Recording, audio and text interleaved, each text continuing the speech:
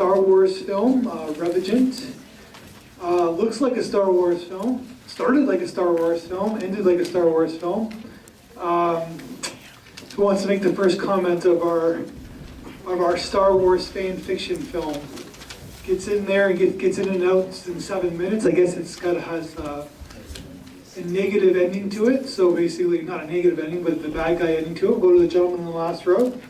When you're dealing with like a fan film with established characters that you've seen already on the big screen, like Kylo Ren and maybe even that guy's jacket looking like Pose in the last Star Wars movie, it just didn't hold up that way. It kind of looked like guys in like Halloween costumes and things like that. And the effects were a little too hard to replicate, I would say. I think they could have just made it a little simpler of an idea and maybe went with original characters that would have been more effective. Yeah, it's one of those things where we did a test film like a few months back about like a fan fiction film about like people are emotionally attached to the characters that they've already been established by Hollywood or the mainstream. So it's hard to like kind of like transition sometimes for people, but at the same time for me, I don't know these characters, so for me it was real. So that's the thing. So go ahead. So this film felt to me like a team of people that were using the Star Wars universe to show what they had. And I appreciated that for what they did. I thought given that universe, I think they did to the best of their abilities what could be done, and I commend them for that.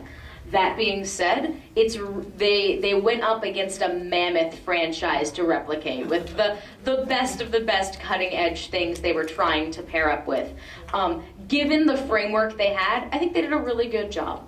And I think that they had a nice little kick. You know, the bad guy got up at the end, and you're like, oh man, I don't know, I want to know what happens. What happens to the bad guy? Because you already are emotionally attached to the storyline, you want to keep watching because you don't want the bad guy to win.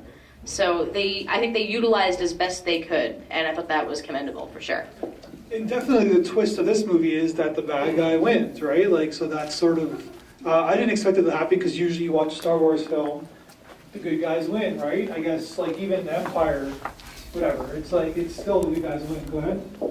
I just wanted to say that watching it read a lot more as a dream sequence to me than like something that would necessarily happen, just because a lot of the time when you see a situation like that in an actual movie, not to say that this isn't like obviously, but when you see that happen in like something like the Star Wars franchise where the villain's just walking away and you're in pursuit of them, it feels more like something the character's working through in themselves, especially considering this decision to just leave the very important holocron MacGuffin with the girl lying on the ground and stuff. It seemed like the choices weren't necessarily practical, but I didn't think that was necessarily a bad thing if you read it in that context, if that makes sense. Go back to your point in the fourth row. Yeah, this is a film that shows that these filmmakers obviously know special effects. They obviously know post-production.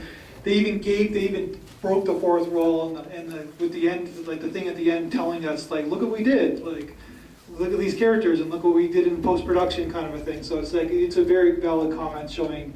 Okay, I'm sure I'll speak for a lot of Star Wars fans if I say that I like Darth Vader. I love Darth Vader. He's cool. Come on. I mean, he's a bad guy, but he's cool. And for once, it was really great to see him win. I mean, yes, there was violence, but oh my God, how cool is that? Yeah, so yeah, and I think it is, again, what you're saying, that it was a fun movie, they enjoyed making the process of the movie, and that's what fan fiction is all about. So. Yeah, exactly. It's about having fun, I guess, right? So, but I guess, do you get the points? Like, people are attached to these characters.